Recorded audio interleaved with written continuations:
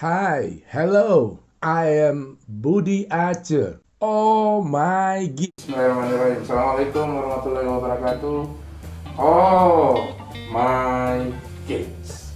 Budi Aceh dan tamu istimewa saya hari ini adalah Gilang Ramadan. Hai. Oh, hai. Ya. Bener kan? Oh, Oh, my hai. kids. Ya, like a five. My kids. Oh, iya, iya, gitu. Ya. Oke, Gilang, Iya, thank you for coming. sama. Biar enak ngomongnya, aku boleh buka ya? Boleh, tapi kita semprot dulu dikit. Ah, oh iya. Iya. Oke. Kamu semprot situ, aku semprot sini. Oke. Oke. Satu. Ya. Oke. Ya, teman-teman, Gilang emang dikenal sebagai salah satu musisi yang sangat peduli dengan protokol kesehatan COVID-19. Tak hanya di rumah bersama istri dan anak-anaknya, tapi dalam kesehariannya dengan sesama musisi, komunitasnya, dan juga murid-muridnya kalau dia lagi ngajar main drum. Emang masih ngajar sekarang? Masih dong. Masih ya? Harus. Wow. Itu hobi, walaupun ngajar sekarang jaraknya jauh kan. Jadi Gilang yang di daerah mana, Gilang Ramadan School masih tetap eksis. masih, dan sekarang murid-muridnya anak-anak kecil, karena memang untuk otak kanannya. Jadi aku menggerakkan otak kanannya untuk supaya anak-anak di Indonesia itu kreatif, karena memang DNA kita adalah nenek moyang kita sebenarnya kreatif. Oke. Jadi nenek moyang kita emang kreatif ya. Jadi Gilang Remember, berusaha. ingat selalu itu ya. Oke. Nenek moyang kita itu kreatif. Oke. DNA itu nggak bisa dihilangin. Contoh. Ya. Contoh yang membuktikan bahwa nenek moyang kita kreatif itu apa? Ah, Contoh konkret. aku dari musik aja ya, Ya. atau enggak dari candi yang ada di Indonesia, candi-candi yang sebegitu Oke, banyak. Candi Borobudur. Candi Borobudur. Wow. Iya kan? Candi Ceto. Ya, Candi Prambanan. candi Prambanan. Oh my god. Iya kan? Terus musik tradisional yang sebegitu banyaknya di seluruh provinsi, 24 provinsi. Dan itu yang akan kita obrolin Bahas. hari ini dengan Gilang Ramadan tentang musik tradisi di Indonesia. Yang paling menakutkan buat saya adalah musik tradisi kita bakal punah. Oh no, Hah? masa sih? Are you sure? Jangan, setidaknya. Karena itu buat saya, itu kayak kamu mau menurunkan merah putih loh. Enggak dong. Makanya kan? Saya pakai Nah. merah putih. Nah, makanya. Enggak. Karena buat saya adalah musik tradisi itu adalah merah putih. Sebegitu. Oke, nanti kita diskusiin. Iya, Gilang tadi mendidik anak-anak dengan mendominasi Otak didikan itu dengan otak kanan. Berarti Charlotte, terus Mike dan Christine ya. Ya, Itu semua dididik dengan cara itu. Tapi kan yang main musik cuman Mike kan. ya, tapi otak kanan itu kan menjurusnya memang supaya kreatif kan. Didorongnya oleh berkesenian. Jadi berkesenian itu, jadi saya tuh membuka tempat pendidikan musik itu bukan sekonyol-konyol akan mendorong anak-anak ini menjadi musisi seperti aku. Itu nggak usah dibahas. Oke, berarti 3 anaknya Gilang itu nggak semuanya jadi musisi seperti itu. Enggak, ternyata mereka maunya yang Tapi cuma Mike aja yang bungsu nih ya. Mika malahan memang, kalau Mika memang daya tarik di seninya cukup tinggi. Iya. Tapi dia nggak mau jadi musisi, Maunya mau jadi bintang film katanya. Hah? Di Kalau Indonesia? Are you sure? Nah, kalau bisa sih, kalau bisa kan. Aku menjadi bintang dunia lah. Kalau sekarang kan Iya, tante-tantenya kan, antinya kan emang main film. ya, Ibunya juga. ya. Tapi kan jadi bintang film yang betul itulah kerjaan yang paling sulit. Karena harus bisa segala. Terus Bisa ini, bisa ini, bisa ini, bisa ini. Aku menjelaskan sama anakku yang nomor 3. si Mau Mika jadi ini. ya, bukan jadi selebriti atau terkenal, itu bonus kan, bonus hidup. Iya. Tapi kalau mau jadi bintang film, jadi bintang film yang benar, harus bisa segala macam. Makanya dia belajar main musik, main drum, belajar jaipongan, teater ikutan semua cabang kesenian dikuasai. Iya, dia kuasai ikutan dia menerobos teater koma yang paling kecil. Berarti nanti goalsnya jadi itu, jadi aktor. Goalsnya nggak tahu. Aku melihatnya kan kalau dunia film kan, ada yang mau jadi bintang filmnya, ada yang mau jadi sutradaranya. Tapi kenapa harus belajar di Amerika? Tadi katanya Nah, Indonesia. karena aku kan punya link teman-teman gitu di Hollywood. Di Jakarta lebih banyak dong. Gitu. Iya, tapi ya realitinya adalah kalau mau jadi bintang film yang sekarang ini lah networknya adalah tetap masih di Hollywood. Enggak, itu karena bukan mau sok-sokan Hollywood, karena aku dulu sekolah di sana. Dan pengen Mika ini totally. Jadi benar-benar kalau mau belajar langsung di sumbernya gitu. Iya, di sumbernya aja. Kalau di sini kan sahabat-sahabat kan kayak Mira, siapa lah teman-teman semuanya. Iya. Ya kan istilahnya quote unquote gampang lah, bukan gampang maksudnya gampang. Ya, artinya networknya Gilang untuk maju ke dunia film buat anak-anak itu lebih mulus. Iya, lebih mulus. Tapi kan tetap skill kan. Iya. Ya, apalagi kenapa nggak pakai network aku yang di sana gitu yang memang kebetulan ada, ya pakai aja itu. Oke, berarti nyuri ilmunya di Hollywood, nanti actingnya di Indonesia. Tetap di sana. Gimana? Tetap di sana gitu. Oke, kita ikut audisinya itu yang paling bagus. Oke, Mika main musik ya, pernah main drum sama gimmicknya Krakatau. Ya, ikut. Ya. Terus yang siapa namanya? Yang Charlotte sama Christine. Charlotte main kuda. Nah, Christine main ini apa namanya? Softball. Yang nomor 2 ini dia katanya ini baru akan lulus ya. Katanya pengen masuk ke IPB. Dia mau jadi dokter hewan. Tapi dia penunggang, she's a rider. Dia penunggang kuda. Sebentar, mamanya host, bapaknya drummer. Terus anaknya tiba-tiba pengen jadi dokter hewan. Ini gimana Gilang Ramadan mendidik anak-anaknya di rumah? Wah, pertanyaan yang bagus betul. Jadi kami sebenarnya memberikan kebebasan sama mereka, tapi kebebasan itu yang harus mereka mempertanggungjawabkan, pilihannya harus berhasil mencapai ke titik yang memang diinginkan. Jadi semuanya juga sulit. Terus terang aku nggak tahu dunia kuda ya, aku nggak ngerti.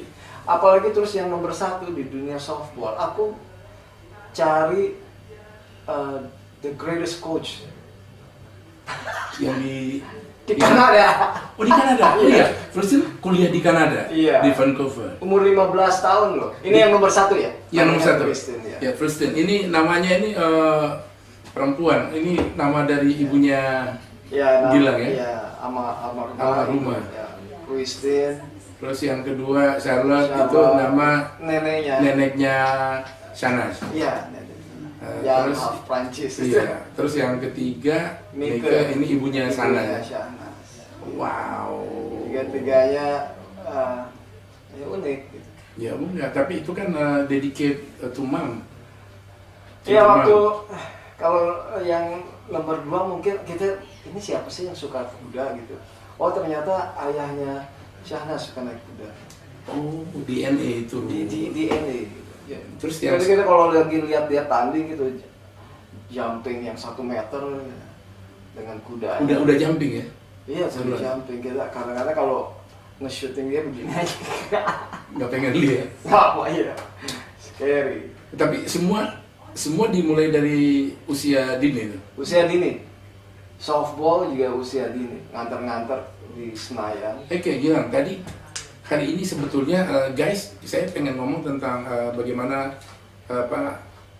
nasionalisme kita dalam perspektif kebudayaan dan kesenian itu akan keluar dari obrolan dengan Gilang. Lalu kemudian saya mengawali dengan obrolan dengan anak-anak. Tapi Gilang tadi anak-anaknya belajar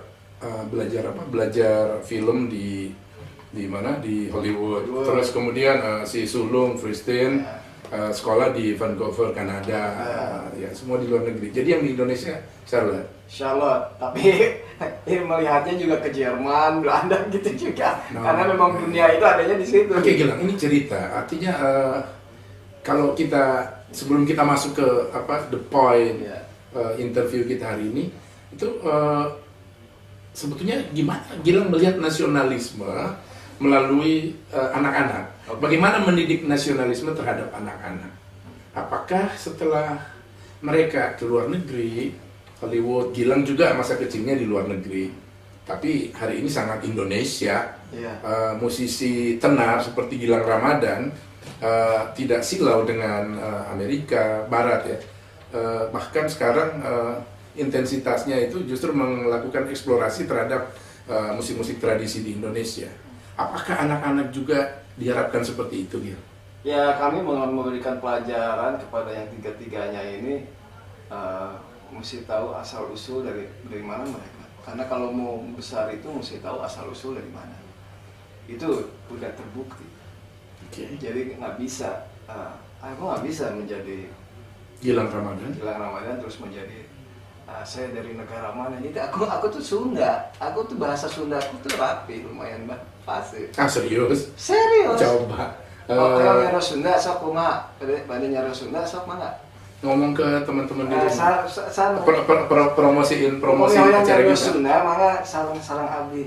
Si vous voulez parler français, vous pouvez parler français avec moi. If you want to talk in English, then we can talk in English. Tapi saya mau orang Sunda, orang Cianjur. Artinya Gilang yakin banget dengan belajar di Hollywood, belajar di Vancouver, Kanada, anak-anak tetap akan Indonesia menjadi. Indonesia, merah putih, ya tetap merah putih. Oke, simple. Gimana mengingatkan itu ke anak-anak? Aku memberikan pelajaran dari ayahku sama ibuku. Ibuku kan PNS. Iya. Ayahku sastrawan. Penulis paling kritis di era Soeharto. Iya. Tapi ibuku kan diplomat, tinggal di mana-mana. Jadi bilang walaupun kamu tinggal di luar negeri di mana-mana, tetap ya isi perut kamu tuh yang memodalinya rakyat, katanya. Iya betul. Iya. Ya kan dia digaji dia PNS. Dia PNS kan. Ya. Walaupun dia jabatannya tinggi gitu. Jadi darahnya Gilang ini. Jadi dia PNS. memang mempunyai strateginya untuk memajukan Indonesia. Ya gitu. Jadi kami pun mendidik dari kecil, kamu tuh orang Indonesia. Dan walaupun tinggal di luar, bawalah ilmu itu untuk membangkitkan Indonesia. Karena Indonesia itu besar banget. Besar banget. Dan aku bukan karena kita, mungkin karena orang Indonesia ya. Waduh, Indonesia tuh ada segalanya. Ini klasik mungkin bahasanya ya. Tapi aku mengulangi memang komplit gitu di Indonesia. Ini klise tapi penting. Ya. Dan yang uniknya lagi gitu. Mungkin karena aku belajar musik yang western itu, belajar jazz di Amerika gitu. Yeah. Terus ketemu sama Slamet Abdul Syukur juga waktu di Prancis gitu, tinggal di Prancis lama gitu. Tapi aku dari kecil disuruh sama ibuku, mungkin karena dia diplomat ya, jadi anak-anak harus main gamelan gitu. Main apa? Ya maklum untuk memperkenalkan Indonesia ya. Yeah. Ya kan. Jadi dari kecil harus menyentuh dengan Indonesianya cukup erat. Dan bahasa nomor satu. Sekarang banyak sekali anak-anak kecil di daerah-daerah malu dengan berbahasa berdaerah. Ya, jadi kalau seandainya kita berbahasa Sunda ya, dia jawabnya bahasa Indonesia. Ya banyak yang gitu. Bahkan sekarang Inggris itu udah jadi biasa di keluarga Indonesia. Iya, ya tapi ya jati diri itu harus ada. Oke, gimana Gilang Bapak memberikan untuk supaya men-charge anak-anak tuh untuk jati diri Indonesia itu kuat. Apa yang dilakukan di rumah? Ya memperkenalkan nenek moyangnya. Siapa asal usul. Dalam bentuk apa? Cerita, buku, ngasih buku.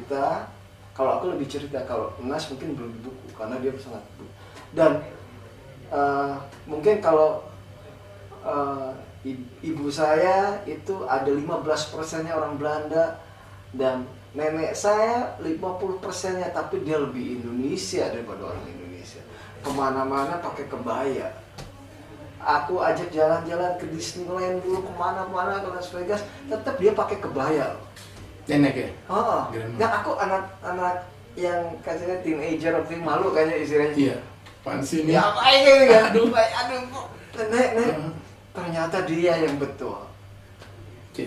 Jadi waktu itu aku sama Gumilan, my brother, kakakku, bilang dulu sih, nek jangan pakai baju. Ternyata dia memang ingin memperlihatkan, nah ini tuh Indonesia loh. Dan di saat sekarang baru terasa bahwa kemarin itu Gilang salah justru. Aku salah. Oke. Dan kesalahan itu sekarang ingin Aku diterapkan ke anak-anak. Jangan melakukan kesalahan yang sama. Walaupun mungkin cos terus apa dengan gayanya barat atau segala macam, tetap aja orang-orang menghargai bapakmu tuh kalau bapak tuh lagi main menjelaskan apa musik tradisi. Mereka apa? Wow, lebih gitu. Jadi mereka pun, jadi kamu mesti tahu gitu. Kalau seandainya kamu di Indonesia tuh kamu mesti tahu Indonesia tuh seperti apa. Mereka akan lebih respect sama kamu. Oke. Baik, teman-teman, kita akan membahas sedikit tentang nasionalisme ini dari perspektif musik tadi ya, yang saya bilang kemarin. Nah, pada segmen ini saya ingin mendalami lebih jauh nih. Gilang sibuk dengan Krakatau, lalu sibuk dengan sekolah Gilang Ramadan School, GRS, lalu kemudian sibuk dengan komunitasnya ya, komunitas Karawitan Indonesia. Lalu ada juga apa lagi tuh? Itu yang sama Komodo Project sama Ivan Storman ya. Wow, banyak banget gitu. Nah, tapi di tengah kegiatan yang banyak ini, Gilang masih meluangkan waktu itu untuk mempelajari pola ritme musik tradisi yang ada di Indonesia, dan koleksinya guys itu udah ada di buku ini. Ini banyak banget nih. Sorry. Boleh? Boleh. Nih, nih. Gejok Lesung Jogja nih. Ini langsung dengan jadi anak drummer nih lihat ini langsung bisa main ini. Iya.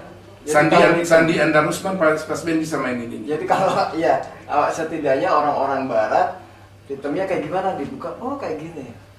Jadi memang basic.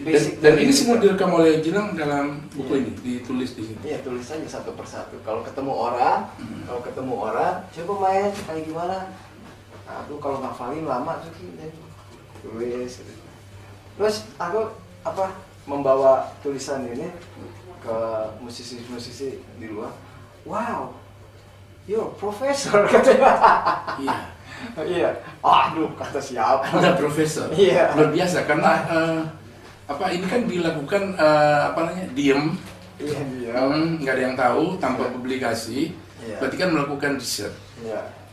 Aku namain loh ini semuanya. Namanya Ritme Sawah. All of the Rhythm itu ritme sawah. Iya. Jadi dalam ritme sawah itu ada ritme Jogja. Iya. Oke, sekarang ada berapa? Kita nih dari Aceh sampai Papua ini kan belasan ribu pulau, ribuan suku. Ya. Kita membicarakan 34 provinsi lah gitu. Oke, 34 provinsi. Sekarang udah ada berapa ritme nih? Ya, 34-nya ada. 34 ada? 34-nya. Cuma kan 34 itu sedikit. Kayak kalau dikalkulasi itu nggak tahu berapa banyak. Aku masih mesti terus saya keliling-keliling. Sekarang aku punya komunitas 34 provinsi musisi-musisi tradisional yang ada di setiap provinsi. Iya. Oke, Gil, ide dasar ini penting karena motif ini harusnya bukan hanya ada dalam diri seorang Gilang Ramadan, tapi semua musisi itu yang pertama. Lalu kemudian negara memberikan supporting terhadap aktivitas ini, karena kalau pakai energi sendiri tadi ini kan baru 34 provinsi kan, harusnya kalau ada support dari manapun itu itu bukan hanya 34, tapi kan ada ribuan suku. Ribuan. Bisa jadi semua suku ini punya ritme yang berbeda-beda. Iya. Oke, motifnya apa gitu? Sebenarnya pertama kayak gini, karena aku memang drummer. Terus banyak yang mengutarakan di luar sana, oh the greatest drummer menjadi sahabat, gitu, menjadi pertemanan. Kalau mau jadi the greatest drummer, you should be you, katanya. Harus jadi kamu, diri kamu. Jadi memang the greatest drummer itu, the greatest musician adalah menjadi dirinya, asli dirinya. Nah itu agak sulit juga gitu. Jadi pada Itu saat itu, filosofis banget tuh, lama tuh. oh iya itu Sampai ke titik itu lama banget. ya. Gilang butuh banyak band tuh. Wah, ini Udah harus masuk God Bless dulu tuh. mesti jadi orang Indonesia. Hmm. Mesti jadi orang Indonesia yang memang mengetahui, mempelajari luar negeri ya. Tapi mesti original. Yang the greatest in the world semuanya original. Ya tapi gini, kalau motifnya tadi ya sebagai drummer aja, menurut aku tuh nggak cukup jadi trigger untuk Awalnya bisa begitu. maju. Awalnya. Awalnya sebetulnya begitu. Lalu Udah gitu, begitu aku mempelajari step by step puluhan tahun, wah, udah berpikirnya udah ke yang lain. Ternyata bukan hanya untuk diriku aja, berarti untuk Indonesia lah. Kalau heroistiknya Indonesia, bahkan untuk dunia. ya bahkan jadi menjadi dunia. Bahkan ini bukan punya Indonesia, ini punya dunia ini. Karena semua orang setelah melihat Iya. ini udah diterjemahkan oleh Gilang dalam Iya. bentuk partitur seperti ini, itu udah bisa dimainkan oleh seluruh dunia. Seluruh dunia. Nah sekarang ini memang PR-nya masih banyak gitu. Sekarang kan jadinya aku berkesinambungan sama musisi-musisi tradisional yang mereka akhirnya kami gimana? Sekarang ini PR-nya saya, PR-nya kita. Ya. Sorry, pakai kata saya tadi salah banget. PR-nya kita adalah Nggak apa-apa, mulai dari Gilang dulu, yang lain ngikut. Teman-teman yang lain nyusul ya. memaintain mereka-mereka yang membuat alat musik tradisional di seluruh provinsi itu harusnya diberikan penghargaan. Oke. Itu basicnya untuk bebunyian itu akhir-akhirnya jadi turis kan. Nah, itu Yang harus belikan penghargaan pemerintah. Siapa aja? siapa aja. Nggak harus pemerintah. Pemerintah itu menurut saya, kalau saya, kita Kita semua. ya kalau seandainya memang yang sedang menjabat, ya mungkin bisa membantunya. Karena Yang punya kemampuan ekonomi. yang mempunyai ekonomi, ya bisa ikut membantu. Karena saya berhadapan terus sama mereka sekarang ini. Apa problem seniman musik etnik di Indonesia? Sekarang ini Problem utamanya yang sama seluruh Indonesia nih. ya mungkin kalau zamannya dulu mungkin kan mereka ini hanya ditampilkan hanya di red carpet saja. Ketika ada seremoni Iya, seremoni gitu. 17-an mereka diundang. Iya, itu nggak salah ya, nggak salah. Perlu. Iya, perlu. Dan tapi sekarang ini dunia sudah lain gitu. Masuklah kita gerakkan ke ekonominya. Mungkin kalau paragraf kan. Ya. Jadi Ya. ekonomi kreatifnya harusnya. Ekonomi kreatifnya dan kayak ekonomi kreatifnya sekarang mungkin kalau sekarang Mas Menteri ya kalau sekarang ini kan dia bisa ngitung berapa banyak kalau ditanya Mas Gilang ribuan. Berarti Mas Menteri kita sekarang ini Bapak Sandiaga Uno yang Bapak Sandiaga Uno. Ya, gimana? Kalau saya merepresentasikan sebegitu banyaknya alat orang-orang yang membuat alat musik di seluruh provinsi, sehingga mungkin nanti kalau digiatkan kan mereka akhir-akhirnya bisa menjual seperti layaknya kalau di luar negeri Latin percussion atau hal-hal yang seperti itu. Jadi kita sekarang bagaimana caranya untuk mereka jualannya. Nah, kalau jualannya menurut saya kita membutuhkan platform yang sehingga di seluruh dunia akan lebih mengenal alat-alat musik yang ada dari Indonesia ini. Artinya goals dari apa yang dilakukan oleh Gilang dengan mengumpulkan rhythm section Indonesia ini yang disebut tadi apa, rhythm sawah ini Rhythm itu sawah. sebetulnya goalsnya adalah ekonomi kreatif. Ekonomi Artinya setelah ini terkuak semuanya, dunia akan melihat oh iya, ini keren banget. Misalnya rhythm section yang ada di Papua, yang ada di Sulawesi, Kalimantan, dan itu bisa membuat mereka akan masuk ke sini, visit dulu dan seterusnya gitu. Dan mereka kan kita bisa mulai dari pembuat alat dulu, dari alat, ada yang tampil, mereka bisa kita suruh tampil sama siapa, sama Santana atau sama siapa, itu banyak sekali gitu yang banyak banget PR negara kalau gitu. Banyak memang. Terus, tapi aku rasa ya ini udah disampaikan ke hari ini kesempatan ya sampaikan ke Pak Sandiaga Uno ya, kebetulan jadi menteri ini. Kapan mau ketemu Pak Sandiaga Uno? Oh, secepatnya. udah ada janjian? Oh, belum, tapi saya pengen secepatnya untuk menjelaskan hal tersebut, makna musik tradisi ini bisa menjadikan ekonomi yang cukup tinggi untuk Indonesia. Mudah-mudahan acara Oh My Gigs Budi Aceh ini bisa memediasi Gilang Ramadan bertemu dengan menteri yang baru Bapak Sandiaga Uno. Ya, karena dia jago ngitung kan ya. Jadi kalau saya menjabarkan dia udah punya kalkulasi gitu.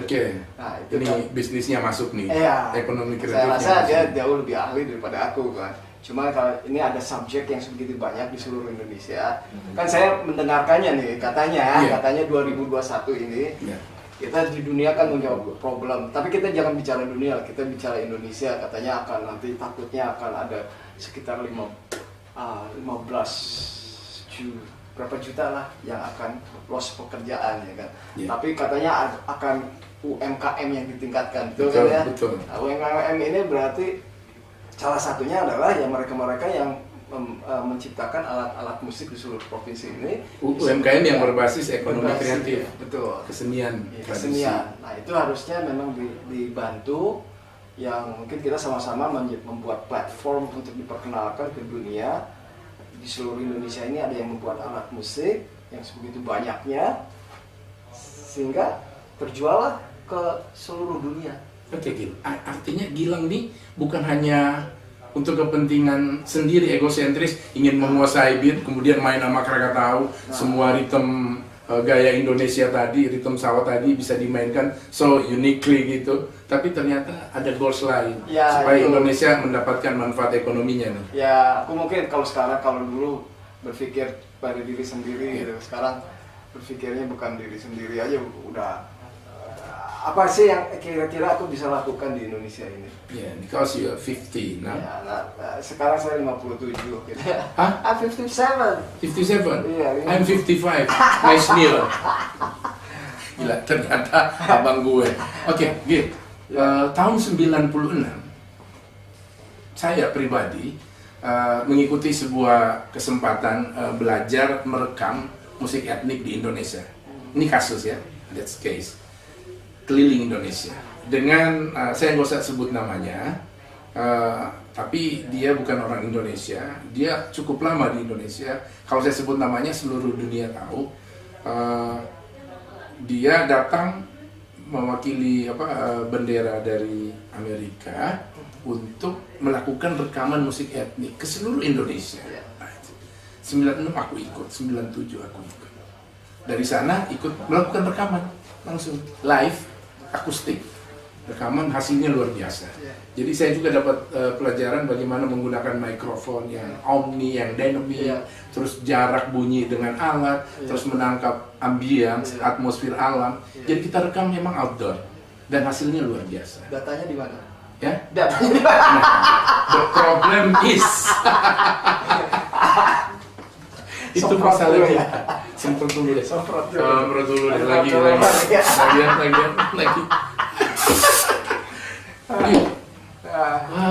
Oke, 96-97.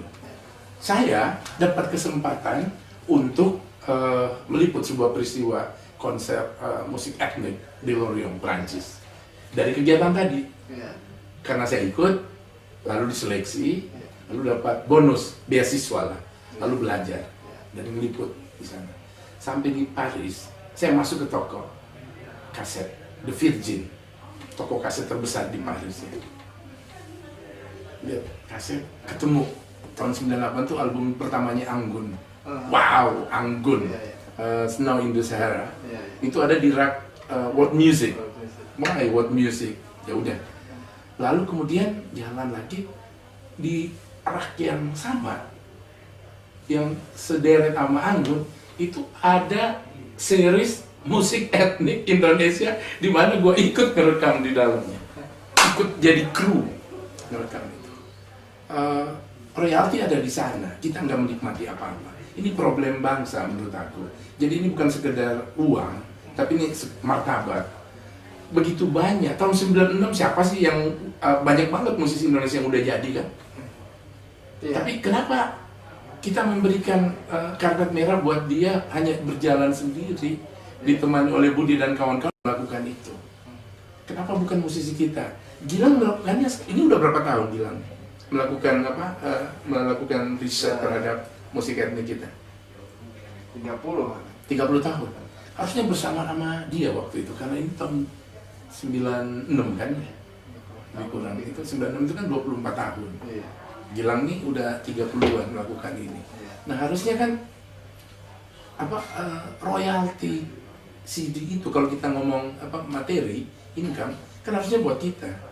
Tapi kan yang direkam adalah musik-musik yang non-name, musik tradisi yang udah lebih dari 70 tahun, udah ratusan tahun. Iya, dia udah kehilangan pemilik. Iya, betul. Tapi kan ada aturan Tapi baru. ada yang baru. Ada aturan baru kan? Iya.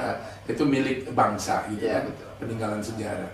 So Gilang gimana Nah, dengan kasus ini? Kasus itu? Ini kita sampaikan ke pemerintah. Katakan sekarang Gilang ngomong ke pemerintah nih, ke Aku- Presiden Jokowi sekaligus. Pak Presiden. Nah, sebetulnya sekarang ini yang saya inginkan juga, yang kita inginkan. Kenapa saya pakai saya mulu? Karena mungkin Nggak apa-apa, Gil. Dimulai dari Gilang. saya menginginkan untuk supaya di Indonesia ini sudah ada konsep royaltinya untuk musik tradisional, istilahnya LMK-nya. LMK khusus musik Khusus tradisional. musik tradisional, I do it. Ya. Nah, memang harus mempunyai kebijakan-kebijakan. Sebetulnya lebih gampang karena efek dominonya itu adalah ke turis, ya kan? Kalau saya jadi wali kota, bupati atau gubernur, saya mewajibkan di setiap daerah sekian persen harus muter musik tradisional. Karena sewaktu saya ke sebuah daerah kecil, diajak minta tolong Mas Gilang gimana untuk meningkatkan turis karena kartu belajar juga. Begitu saya naik kapal, lagunya lagu asing. Iya. Ya kan? Iya. Lagu asing ini gimana sih bilang? Orang asing nggak suka ini. Di penerbangan juga begitu kan? Penerbangan juga begitu. Yang kita dengar lagu Keniji, sorry, bukan underestimate nama Bukan Keniji. itu, bukan kita tidak menyukai, bukan. Iya. Tapi ada consider menurut saya ada batasan-batasan yang memang kita harus mempunyai kebijakan. Jadi kebijakannya ya kalau wali kota kan sekarang otonomi kan. Iya. Ya sementara orang-orang katanya kalau saya ngobrol sama Pak Bupati, Pak wali kota atau gubernur, gimana Mas Gilang kalau sana gubernur ya harus kalau dari saya dari musiknya aja itu bikin peraturan di hotel-hotel yang benar sekian persen harus mereka putar dulu musik tradisi. Nah baru nanti hubungannya sama royalti kan, sama musik tradisional. Karena sebelum kita menginjak ke luar negeri, kita benahin dulu yang di Indonesia dulu supaya diputar. Nah, sebentar. Kebetulan beberapa waktu yang lalu saya ngikutin beberapa workshop yang dilakukan oleh Kementerian Pariwisata. Itu Kementerian Pariwisata di eranya Wisnu Tama itu udah mulai sedang dalam proses untuk melahirkan undang-undang hak cipta itu khusus untuk wilayah-wilayah destinasi wisata. Jadi semua daerah di mana ada elemen kepariwisataan di sana, hotel, karaoke, restoran dan sebagainya yang memutar lagu, itu akan dikeluarkan royalti oleh kementerian. Nah, tapi bukan kementerian yang kolek, jadi kerjasama dengan LMKM, termasuk tadi musik tradisi gitu. Iya. Kalau kan soalnya kan ada yang musik pop, ya kan. Kalau ini yang musik tradisionalnya, gitu. Yang musik tradisionalnya yang benar-benar pure tradisional. Karena jarang sekali orang-orang yang musisi tradisional itu dibawa rapat. Boleh bilang nggak diajak. Nah, ini poin saya, Gilang. Gilang udah omongin sendiri. jarang sekali musisi tradisional diundang untuk mendiskusikan diri mereka. Boleh bilang enggak? Nggak pernah. Boleh bilang Nah, enggak? salah nggak kalau gue bilang bahwa musik tradisi kita bakal punah? Punah. Iya, kalau seandainya punah, makanya aku saya akan membelanya. Kalau punah itu bagaikan buat saya adalah menghilangkan merah putih. Nah, gitu aja tuh buat saya. Jadi itu nggak Oke, mungkin, tidak mungkin. How we do that? How it is ya, kita harus mempunyai kesadaran diri kita. Kita itu orang apa? Orang Indonesia. Kalau harus orang Indonesia harus menjaga culture yang peninggalan itu. Setidaknya kalau tidak menyukai, at least menjaga. Nah, sudah menjaga nantinya akan ke hal-hal yang lain. Apalagi sekarang lagi mau peningkatan turis segala macam. Peningkatan turis ya harus. Turis kita 2019 datanya itu 16.400.000 sekian.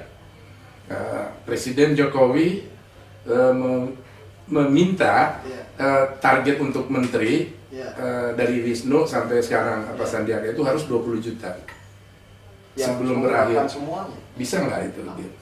Kalau semuanya mempunyai kesadaran bisa. Kalau semuanya daerah. Oke, saya masih dengan premis musik tradisi akan punah kecuali apa? Kecuali dibikin kebijakan juga. Sekarang saya menginginkan untuk ada kebijakan di daerah-daerah. Bisa. Untuk semua perhotelan, restoran, mall, Hotel, restoran, mall, ya sekian persen harus muter. apa daerah wisata yang muter lagu, Iya. apa di titik-titik. Ya, titik-titik aja di mana aja. Wah nggak bisa semuanya Mas Gila.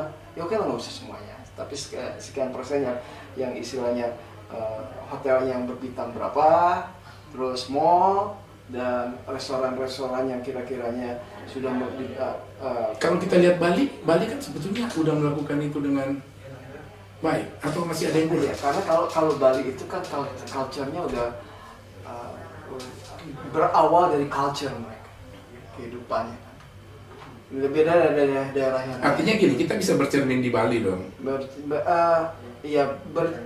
Bercermin di Bali tapi jangan nyontek Bali.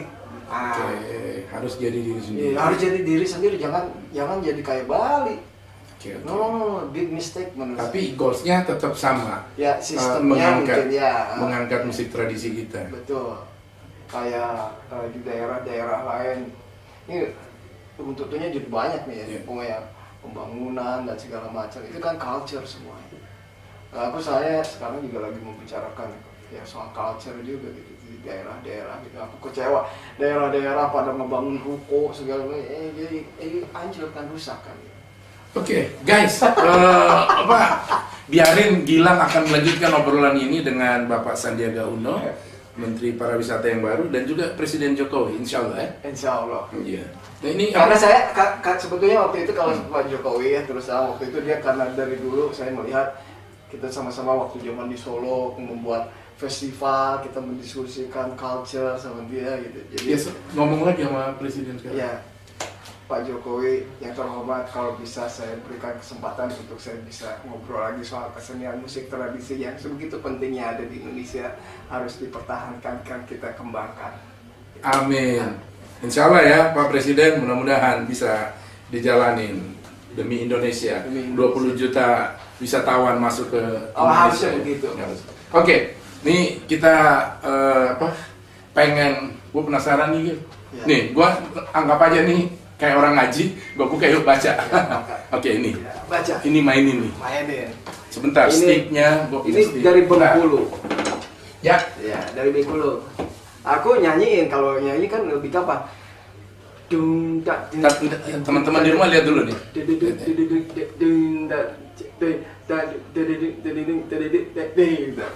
Bengkulu, terus kita terbang lagi. Ya, tapi kalau dimainin di mulut. Ya mulut aja, kalau mulut, kalau ini kan sebuah ritme. Oke. Ada ajar musik sedikit nggak apa-apa Ya ya. nggak apa dong. Jadi kalau seandainya ding dat dat dat ding ding ding ding dat dat ding dat ritme bisa dipakai bass. Terus drumnya gimana? Bisa. Ini ada pednya.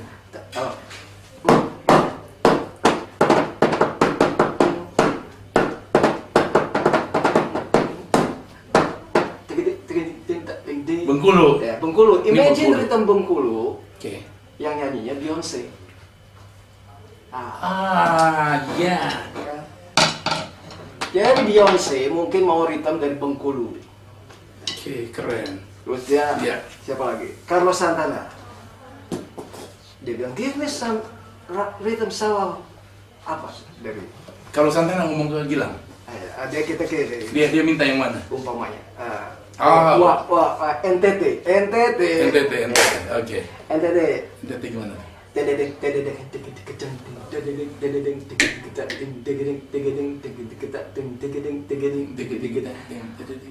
Where is that came from? NTT, Flores. You know where's NTT? NTT itu di sana. Gitu. Jadi kan aku tuh kalau Dari sini kita bisa cerita tentang Iya, banyak hal tentang banyak NTT. hal. Gitu. Oke. Terus siapa lagi? Tuh kita terbang kemana lagi?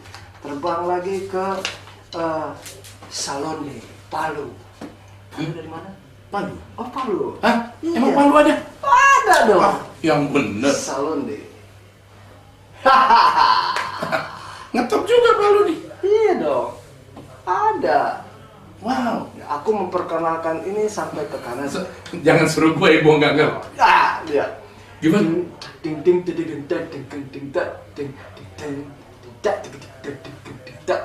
Lebih lancar ya. Lagi kalau pakai ininya. Ding.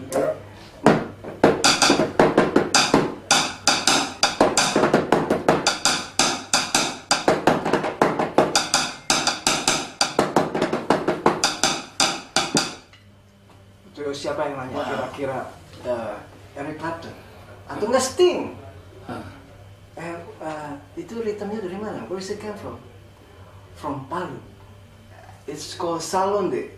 Central Sulawesi. Where is Palu? Kan Central pertanyaan kan? Sulawesi, iya. Where is Palu? Palu is in Sulawesi. Indonesia is this big. Oh, gitu kan? Tapi ini belum kan? Ini masih impian kan? Yang tadi nih ketemu sama Sting ini masih impian. Impian harusnya reality. Oke, 2021 keliling dunia dengan ini Nah, menyampaikan cerita tadi. menyampaikan cerita tadi Langsung ke musisinya. ke musisinya. Ya siapa tahu Menteri Pariwisata mau Oh support. iya, kalau aku punya idenya. Ya, gimana idenya? Nah, idenya. Ya, seru nih. Nah, ide-nya aku pakai Komodo Project. Wah. Oke, Komodo Project berangkat. Ya, kenapa pakai Komodo? Karena aku mempelajari di Indonesia yang terkenal itu ada berapa banyak sih? Ada ini, ada Komodo masuk ke 7 keajaiban ya, dunia. kan? Tapi in the name, kalau di seluruh dunia, Ya. orang-orang pada tahu Indonesia Bali. Bali. Apa lagi? Apa lagi? Bali, Komodo. Komodo, Ya. Borobudur. Borobudur, ya. Terus apa lagi? Agak susah ya. Aduh, nggak enak banget. Jalan Jaksa. Anyway, Komodo kan. Ya. Jadi kalau ditanya, wah Komodo Indonesia pasti kan. Iya. Komodo Project. Nah, aku kebetulan aku kan berpuluh-puluh tahun sama namanya penyanyinya Ivan Nestorman. Iya. Ivan Nestorman tuh terus terang ya, Pak Sandi. Itu Dari yang tadi namanya- kita ngomong ke Pak Menteri mulu, nggak apa-apa. Nggak Karena apa-apa. emang ini ekonomi kreatif. Emang ekonomi kreatif. Ya. Aku masa bicaranya sama Pak siapa? Ini ya emang ini goalsnya. Iya, Makanya kan? Gilang Ramadan datang Ya, di sini. Pak Sandi, ada penyanyi yang namanya Ivan Nestorman. Dia dari NTT. Dari NTT lahirnya di Ruteng, Flores. Nyanyinya begini. Suaranya unik banget. Suaranya unik banget. Dan kalau kita bisa duetkan dia dengan Sting, bing, jackpot. Indonesia selesai. Ivan Dan Nestorman dan Ivan Nestorman dan And Sting then saya, bikin Sting. satu lagu Bikin satu yang lagu. bikin komposisinya Iya. Gilang itu bisa dapat penghargaan Grammy tuh. That's it. Kita targetnya itu. Oke. Bikin album, single, Ivan Nestorman. Pasti begitu. Sting, this is Ivan Nestorman.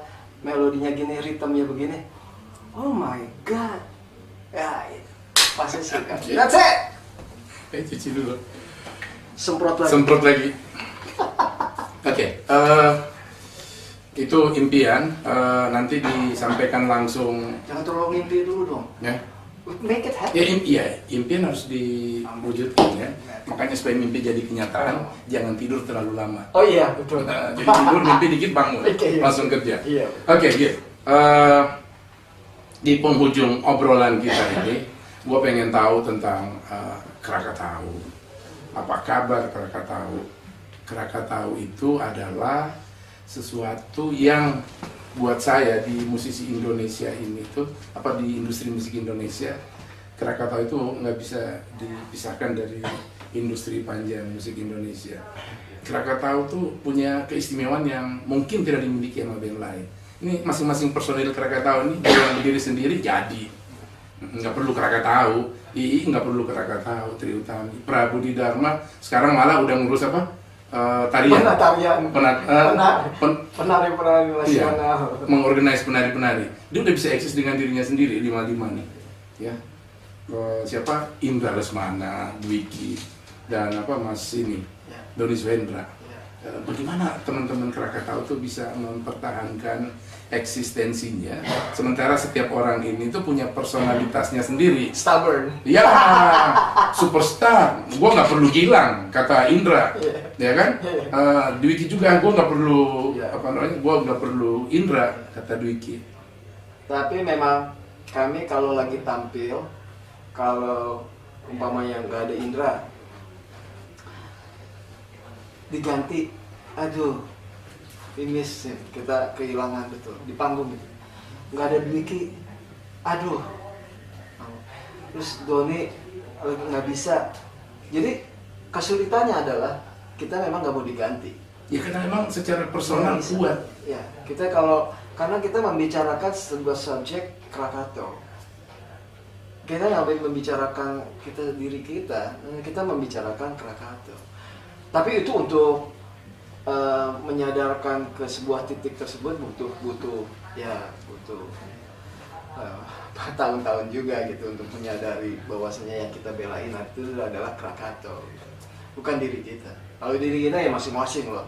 Kadang-kadang kita juga kalau di WA gitu membicarain, gue lagi ini, asli ini, seru ya? Iya, masing-masing kan gitu. Gue lagi ini, wah.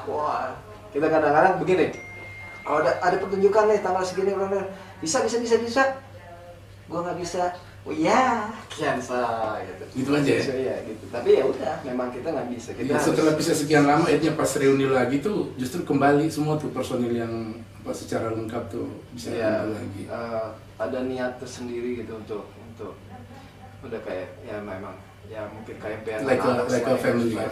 Terus kita memang nggak pernah break dari dulu. Bisa dibilang sih kayak misalnya kayak kalau dengar liriknya Krakatau tuh itu sebagian besar yang nulis lirik Pra ya. Ya Pra, Mira, tapi kalau sekarang kita semua. Ya, sekarang udah full tim untuk I lagi dalam. I yang bikin lirik sekarang. I juga ikut. Tapi lirik Inggris Pra. Lirik Inggris Pra gitu. Ya filosofinya kita bersama-sama. Oke, Gil, selain Krakatau kan ada Kokain tuh, komunitas karawitan Indonesia. Ini apa lagi nih? Ini sebetulnya waktu Pak Dirjen juga Dikbud Pak Hilmar Farid. Ya. Wah, kokain nih. Sebenarnya di dalam, maksudnya nama itu dari Pak Dirjen? Bukan. Sebenarnya karena kami sering di-hire sama kami itu ada aku, ada Endi Senur, ada Jabatin, ada Mas Benz. Jabatin Bangun, IKJ.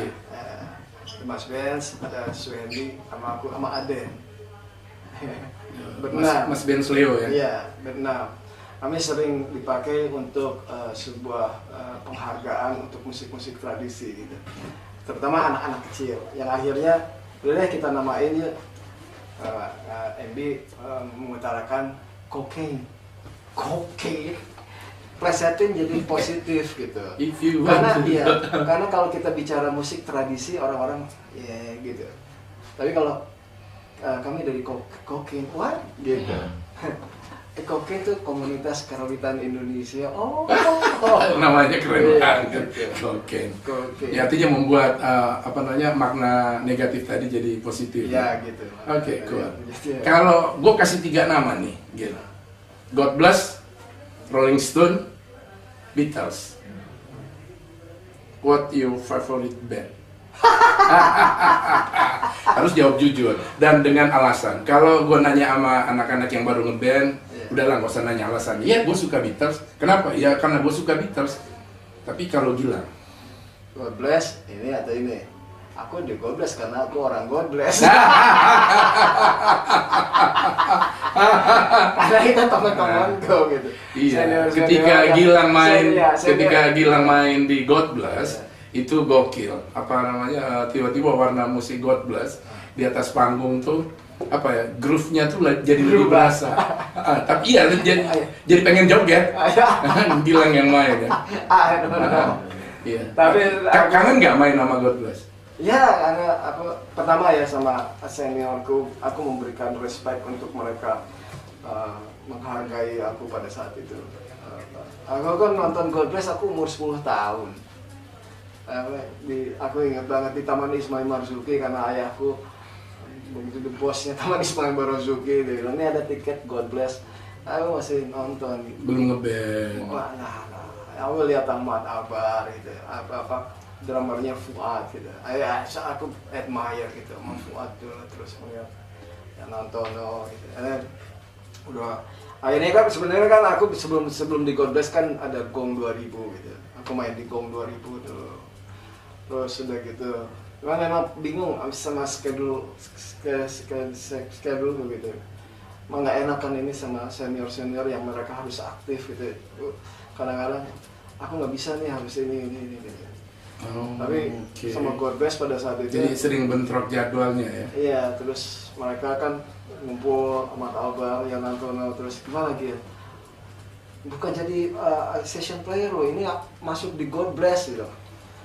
Sure, kan aku bilang, aku masuk di God Bless yang benar. Iya benar, gue pengen banget tuh di God Bless gitu. Oke, gue masuk di God Bless, jadi bukan session, jadi personal God Bless. Iya, member of God Bless. Tapi aku membuat disappoint mereka gitu. Membuat disappoint mereka, kesalahannya memang mungkin kurang manajemen well gitu. Karena kesibukan bla bla bla. Artinya selain God Bless waktu itu ada kegiatan lain, Ya, sekolah. dan ini. Sementara mereka kan mau memang berpikir ya bagus lah. Ya. Memang harus begitu kan. Aku bilang, Oke, tapi ya sekarang kan udah ada Krakatau reunion dan udah jalan, udah 2 album. Ya. Artinya kalau diajak main lagi sama God Bless buat jazz just main session, ya, oke ya. masih pengen main. Iyalah, aku Lagu God masih- Bless paling disuka apa? Hah? Biskota, Semut Hitam. Ya, semut hitam. Semut Hitam. Agak tuh challenge gitu pada saat itu. Ya. Ya aku tahu mereka tuh merubah feel gitu, aku tahu gitu.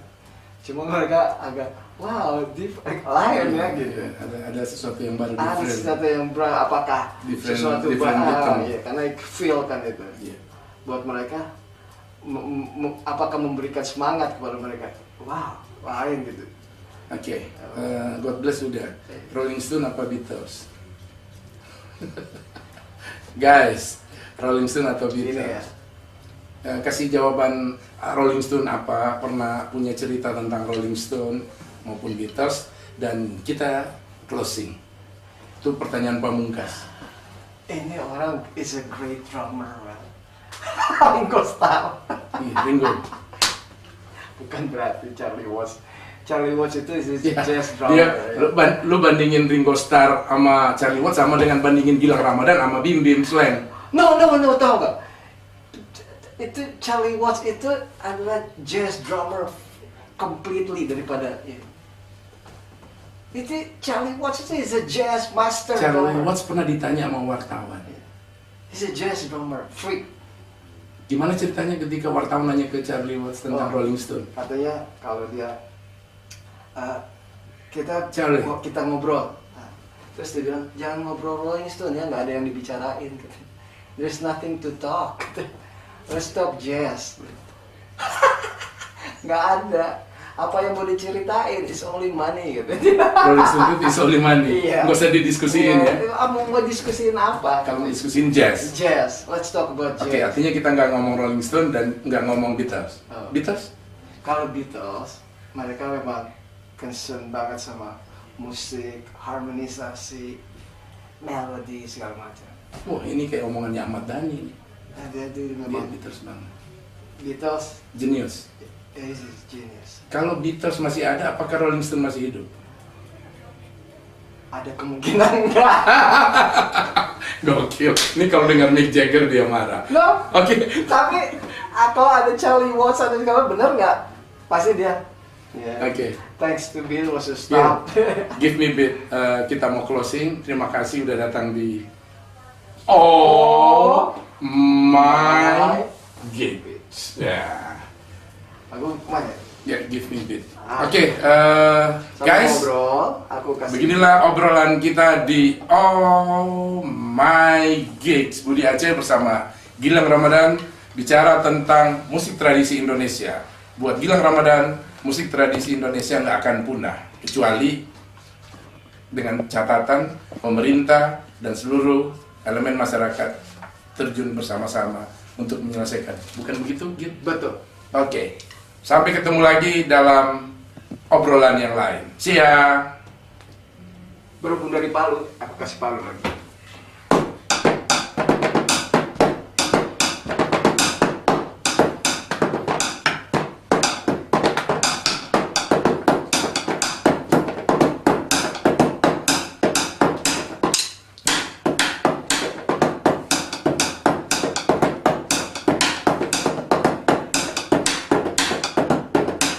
Oh iya.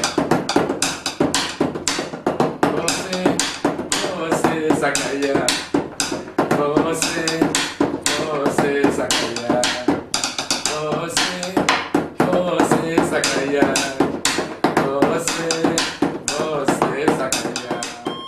Hi, hello. I am Budi Aceh. Oh my gig.